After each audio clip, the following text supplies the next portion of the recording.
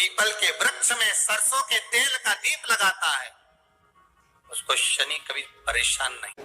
पिपलेश्वर महादेव का नाम लेकर को ऐसा लगे कि ये शरीर का रोग तो समाप्त हो ही नहीं रहा, एक ना एक रोग चल ही रहा, ये रोग समाप्त होने का नाम ही नहीं ले रहा, समाप्त ही नहीं हो रहा, ये तो समाप्ति की ओर जा ही नहीं रहा। फिर पिपलेश्वर महादेव का नाम लेकर, पिपलेश्वर महादेव का नाम लेकर कुछ भी मीठा जो बना सकते हो, हलवा बना सकते हो हलवा, सीरा बना सकते हो सीरा, खीर बना सकते हो खीर, चूरमा बना सकते हो तो चूरमा, लड्डू बना सकते हो तो लड्डू, जो तुम घर में मीठा बना सकते हो उसका केवल 7 ग्रास का अन्न। कितने ग्रास? जम के बोलो जरा। 7 ग्रास। 7 ग्रास मतलब 7 कोर, 7 ग्रास का अन्न एक पात्र में लेना।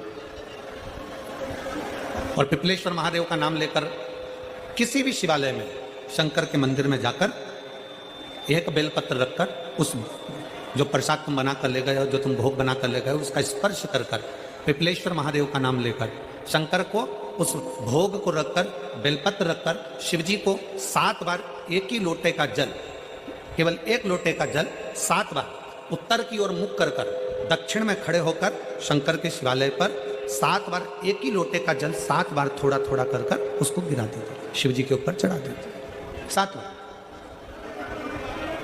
बाद में जो प्रसाद पर आपने बेलपत्र रखी है उसी बेलपत्री को उठाकर शंकर के शिवलिंग पर चढ़ा दीजिए। बाबा को प्रणाम करिए, बाबा मेरे शरीर का रोग समाप्त नहीं हो रहा, गोलियां खा रही हूँ, दवाई खा रही हूँ, कुंदकेश्वर महादेव का नाम लेकर दवाइयाँ ले रही हूँ, पर कभी घुटना, कभी कमर, कभी आँख, कभी थायराइड, कभी कुछ, कभी बीपी, कभी शुगर, कुछ ना कुछ चल ही रहा है। बाबा अब आपको संभालना। किसी भी दिन पिपलेश्वर महादेव का नाम लेकर वो चढ़ी हुई बेलपत्री लियाओ, प्रसाद लियाओ, घर पर आने पर जैसे ही घर के अंदर प्रवेश करो सबसे पहले बेलपत्री को चबा चबा कर खा लो। फिर वो जो प्रसाद है उस प्रसाद को 7 गांठ से थोड़ी थोड़ी देर में 7 बार में उसको खा लेना। बाबा देवाधिदेव महादेव का नाम लेकर, पिपलेश्वर महादेव देव का नाम लेकर प्रणाम कर कर जल का आचमन, हाथ की हथेली में जल लेकर 7 बार आचमन कर लीजिए और शिव का, पिपलेश्वर महादेव का नाम ले लीजिए।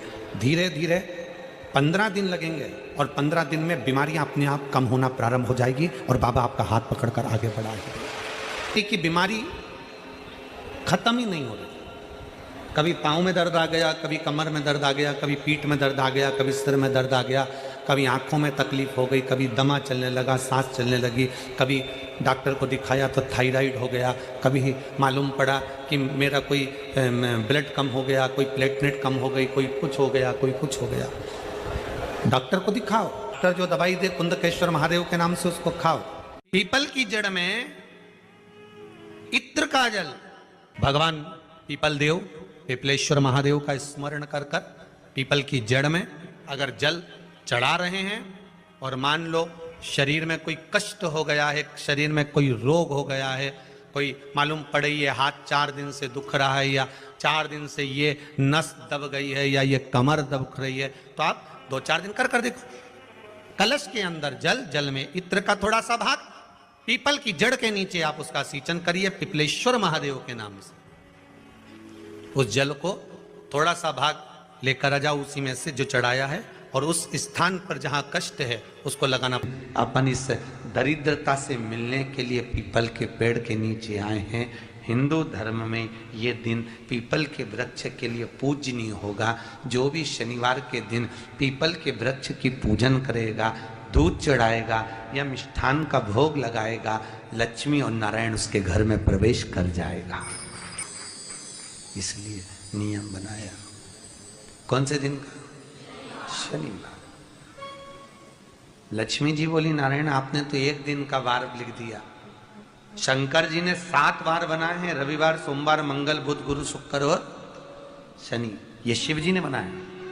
अब एक दिन आपने अपना बना लिया, बाकी के दिन अगर कोई इस पीपल के वृक्ष के नीचे आएगा और यहाँ तो दरिद्रता बैठी है तो उसका क्या होगा? भगवान नारायण बोले सुन दरिद्रता, तेरे से एक विनती है, अगर कोई भी मनुष्य इस पीपल के पेड़ के नीचे अगर 7 दिन में आता है और उसके हाथ में अगर कोई सामग्री होती है तो तू उसके घर में प्रवेश नहीं करेगी। नियम है पीपल के वृक्ष का, या तो पानी का लोटा लेकर जाओ, कुंकू का चोपड़ा लेकर जाओ, शक्कर लेकर जाओ, या पेड़ के नीचे चींटी को डालने के लिए आटा ले जाओ, पर खाली हाथ पीपल के वृक्ष के नीचे कभी मत जाओ, कभी नहीं जाओ।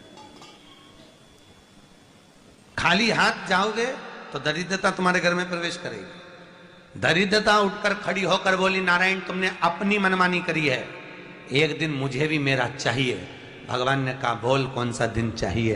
दरिद्रता कहती है रविवार के दिन इस पीपल के वृक्ष के नीचे मैं दिन भर नृत्य करूं, इसमें रहूं, और जो यहां आए रविवार को मैं उसके घर में प्रवेश करूं। भगवान ने कहा ठीक है।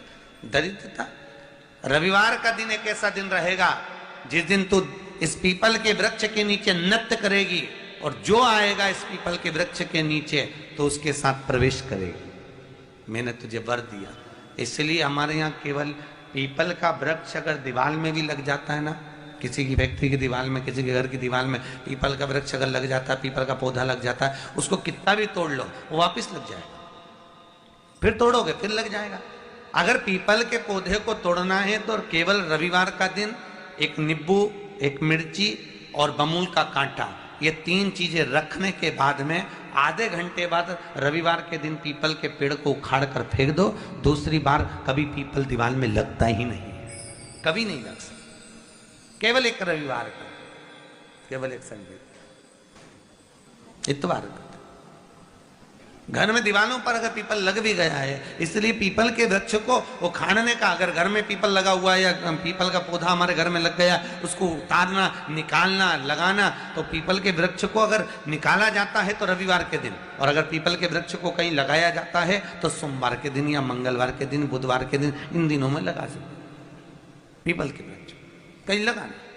शनिवार का दिन एक ऐसा दिन होता है जिस दिन पीपल के वृक्ष को कहीं जाकर लगाया नहीं जाता, क्योंकि शनिवार के दिन पीपल के वृक्ष के नीचे लक्ष्मी रहती है। हम अपने हाथों से अगर पीपल का वृक्ष किसी दूसरी जगह पर शनिवार को रोपित करते हैं तो हमारे घर की लक्ष्मी अपने घर से छिन्न होकर चली जाती है। इसलिए शनिवार के दिन पीपल लगाया नहीं जाता, किसी के घर जाकर उसको वापस पलटा नहीं जाता। लग गया उसको डाल। प्रभु मेरी धर्म पत्नी को कहाँ रखूं आप बताओ। वो तो जहां यज्ञ होता है, अनुष्ठान होता है, दान होता है, पुण्य होता है, सत्कर्म होता है, वहां जाने को तैयार नहीं। अब करूं क्या। भगवान ने बोला एक काम करो। दुर्वासा जी बोले जिसके यहाँ रात्रि में बर्तन झूठे पड़े रहते हो उसके घर में इस दरिद्रता को लेकर तुम प्रवेश कर जाना। जिसके यहाँ रात्रि में बर्तन झूठे पड़े हो वहां लेकर प्रवेश कर जाओ। दूसरी जगह दुर्वासा जी बोले जो स्त्री घर में दोपहर के समय पर सो रही हो उसके घर में इसको लेकर प्रवेश कर जाइए। जो स्त्री दोपहर के समय में घर पर सो रही हो इस दरिद्रता को लेकर प्रवेश कर जाइए। तीसरा, जिसके यहाँ पर दरवाजे पर कांटे वाले पौधे लगे हों उस घर में इस दरिद्रता को लेकर प्रवेश कर जाइए। दरिद्रता कितनी सुंदर बात कही है। दाता और विधाता कौन कौन? दाता और विधाता। लक्ष्मी और दरिद्रता के सगे भाई हैं। कौन कौन? दाता और विधाता।